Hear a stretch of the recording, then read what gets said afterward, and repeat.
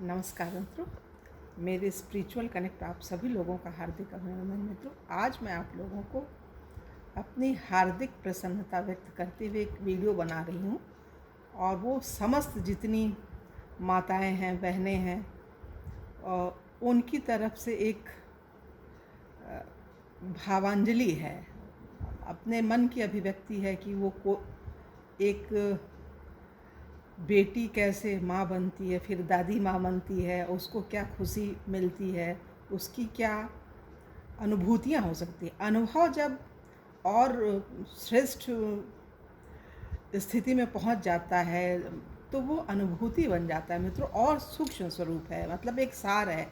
जैसे दूध से दही और दही से घी बना, तो जो मक्खन, और मक्खन के बाद जब उसको गरम करके घी बनाया गया तो वो क्या है, अनुभूति हो जाती है। ये मतलब वो जीवन के एकदम वास्तविकता को प्रकट करने वाली चीज़ होती है अनुभूति। तो वो अनुभूति कैसे आती है? जब व्यक्ति परिपक्व हो जाता है, दादी माँ बन जाता है, तो वो उसको आती है। मित्रों, इस संबंध में हम ये आप लोगों को बताने वाले हैं कि हम 15/6/66 में हमारी जन्म हुआ हमारा, और मेरा बेटा 20 अप्रैल 87 को हुआ, और तब मैं माँ बनी। इसके बाद मैं दादी माँ बनी हूँ 21 अक्टूबर 2021 को, और आज मेरी वो नातिन पूरी 1 महीने की हो गई। तो ये बड़ा ही हर्ष और खुशी का विषय है। इसको हम कैसे व्यक्त करें, क्या करें? तो इस संबंध में मित्रों, एक हमने कथा सुनी है, भागवत की कथा। उसमें बताया है संतों ने, वो वस्तुतः है भी वही चीज़ जो हर व्यक्ति जानता है लेकिन मानता नहीं है, कि लड़की जो पुत्री होती है वो भी संतान है। पुत्री होने पे कष्ट होता है, तो उसको कष्ट नहीं होना चाहिए, खुशी का विषय है। दोनों ही संतान हैं समान रूप से। तो उस संबंध में मैं एक बात बता रही हूँ भागवत से, कि जो स्वयंभू मनु है और शत्रुपा माँ शत्रु, उन्हीं की हम सभी लोग औलाद हैं, संतान हैं। तो उनको 5 बच्चे थे, 2 बेटे थे, प्रियव्रत और उत्तानपाद, प्रियव्रत और उत्तान, और 3 बेटियाँ, आकुति, देवहूति और प्रसूति। तो जो देवहूति मझली बेटी थी वो भी अद्भुत थी। उनको 9 कन्याएं शुरू हुई, और लास्ट में एक बेटा हुआ कपिल भगवान। जो कपिल भगवान मतलब एक अवतार ही है, भगवान स्वयं आए थे उनके घर, उनकी आराधना से, उनकी सद्भावना से वो आए थे। तो किसी भी व्यक्ति के घर में कपिल भी हो सकती हैं। ये जो 9 कन्याएं थी, ये 9धा भक्ति हैं, और सब एक से बढ़कर एक हैं, और सभी ऋषियों से ब्याही गई। उनको ध्यान में ला करके हम लोगों को मतलब खुश होना चाहिए। पुत्री रत्न की प्राप्ति होती है, कोई दादी बनती है, कोई माँ बनती है, तो उसको खुशी होना चाहिए। दुख और कष्ट तो बिल्कुल नहीं होना चाहिए। क्योंकि मित्रों, अभी हम एक सीरियल देख रहे हैं, अहिल्याबाई, और इंदौर उन्होंने ही बसाया है, और एक सामान्य घर की लड़की थी, होलकर वंश में उनका विवाह हुआ, और उन्होंने किस तरह से राज्यकाल का संचालन किया कि वो आज भी याद की जाती है। और उनके पति खंडेराव जो हैं, मात्र 7 वर्षों तक शासन कर सके, और उन्होंने 29 वर्ष तक शासन किया, और आज भी लोगों के दिलों में वो शासन कर रही हैं। तो लड़की ये होती है, हम ये कहना चाहते हैं भागवत के उदाहरण से, और अपने इतिहास में जो हमारी अहिल्या देवी हैं, और हमारी जो मनु लक्ष्मीबाई, वो भी एक सामान बगैर माँ की बेटी, बचपन में ही माँ खत्म, लेकिन कितना अद्भुत काम किया। और रानी दुर्गावती, ये सब लोग जो हैं महान है। और आयरन लेडी हमारी भी वर्तमान की इंदिरा गांधी जी, उन्होंने कितने अच्छे अच्छे काम किए। तो बेटियां जो हैं एक गौरव है, 2 कुलों को बढ़ाने में अपना योगदान करती हैं। कभी भी उनको मतलब ऐसे ढंग से नहीं, जिनको ज़्यादा हो जाए, पहली दूसरी में तो सभी लोग स्वागत करते हैं, चलो लक्ष्मी आई, जब कई हो जाती हैं, 9 बेटियां भी हो जाएं तो मत इसमें दुखी नहीं होना। हमारी स्वयं की खुद की अपनी रियल चाची हैं, उनको भी 9 कन्याएं हुई हैं मित्रों।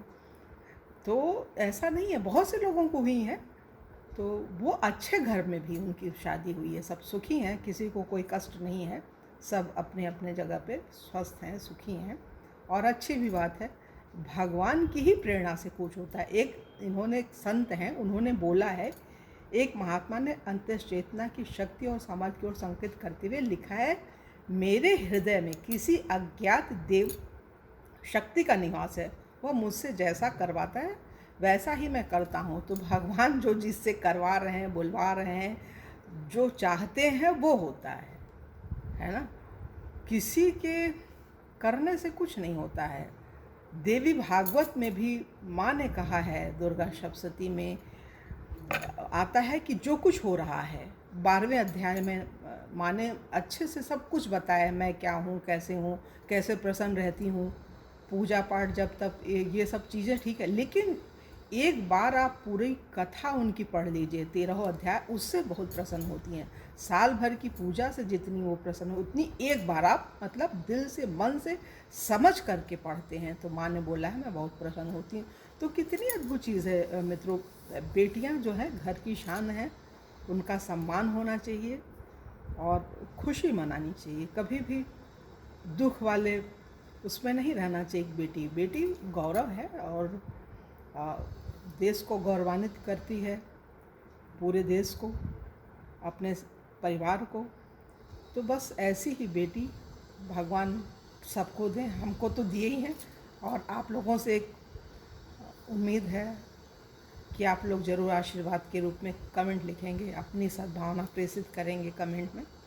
और मित्रों हम क्या चीज़ बोलें, इसमें एक चीज़ है जो हमने लेखक के मन की जो बात थी, वो मेरे मन की भी बात है। जो लेखक ने लिखा है, श्रद्धा, सद्भावना से प्रेरित होकर ही हम कोई काम करें, कहें, लिखें, पढ़ें, कुछ सोचें। जो सोचेंगे वही हमारी अनुभूति हो जाएगी, वैसा ही हम कर रहे, वही आदत बन जाएगी। क्या चीज़ है इसमें मित्रों, सुनिए ध्यान से। लेखक ने कहा है, ये बहुत ही महान अद्भुत, इनका हम प्रायः पढ़ते रहते हैं, राम शरण महन जी हैं। तो इसमें शक्ति, सामर्थ्य और सफलता नामक एक टॉपिक है, उसमें छोटा सा है एक, वो हम आप लोगों को बताना चाह रहे हैं, आप उसको सुनिए। श्रद्धा, आत्मविश्वास आपकी महत्वपूर्ण शक्ति है। जिन जिन तत्वों में आपकी श्रद्धा है वे आपको अवश्य में प्राप्त होने वाले हैं। श्रद्धा आपकी सभी शक्तियों के मूल में रहने वाली सार स्वरूप, प्रत्येक कार्य इसी के द्वारा संपन्न होता है। विश्व के सब सामर्थ्यवान व्यक्ति इसी दिव्य शक्ति के बल पर जीवन युद्ध में विजयी हुए। यह आपके व्यक्तित्व में पर्याप्त मात्रा में मौजूद है, इसे जागृत भर करना है। अपनी सद्भावना को जगाइए मित्रों। सद्भावना जब जगती है तब आप जो काम करेंगे वो बिल्कुल आपको संतोष देने वाला होगा और आपके जीवन में उल्लास, उमंग, उत्साह भर देगा। इससे आपके घर में जो भी बच्चा आ रहा है, वो बेटा हो, बेटी हो, संतान है, ये दोनों ही संतान है, तो उनको दिल से उनका स्वागत कीजिए। जरा भी मन में क्षोभ मत रखिए, उनकी खुशी के लिए, उनकी उन्नति के लिए प्रयास कीजिए और सब लोग सामूहिक रूप से मिलकर उसका तहे दिल से स्वागत कीजिए, उसको अपनी सद्भावना प्रेषित कीजिए। जहाँ कहीं भी हो, जितने भी नातेदार, रिश्तेदार, सब लोग मिलकर सद्भावनाएँ दीजिए मित्रों। तो यही है। और अब इसमें क्या बोलें, बहुत कुछ बोलने के लिए, किताब ही है तो किताब में तो बहुत कुछ मिलता है, लेकिन यह है कि ये दिल ही से निकल रहा है, जो निकल रहा है वो बोल रहे हैं।